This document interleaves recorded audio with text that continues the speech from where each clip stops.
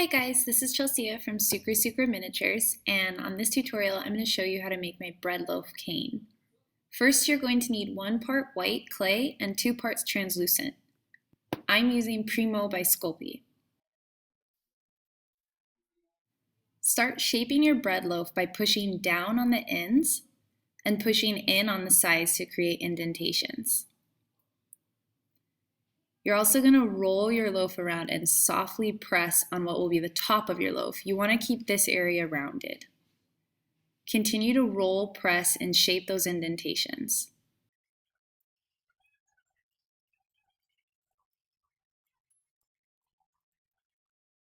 Pretty soon, you'll have something that resembles a little loaf shape.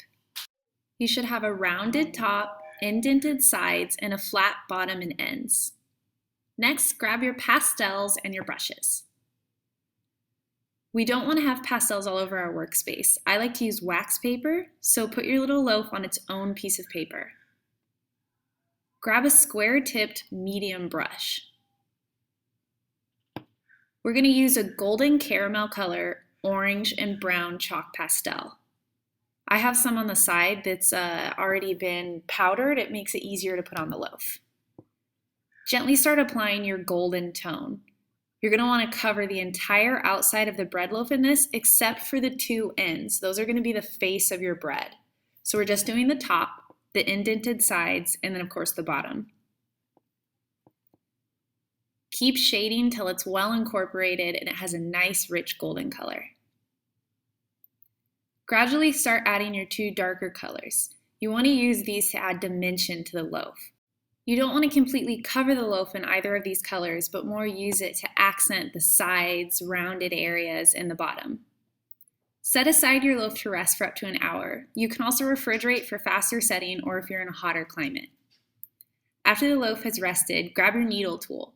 We're going to indent 1/3 the way down on both of the sides. Press in just enough to make a little curved shape, like what a piece of bread will look like once we've sliced it. It doesn't have to be perfect. Mine's a little bit lopsided, but we're going to shape it next. Reshape by pressing down softly on the top and pushing the sides in gently.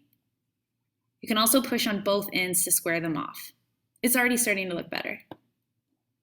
Press both ends at each side to square off the ends of the toast.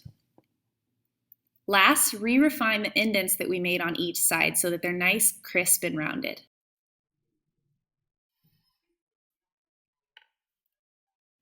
Thin!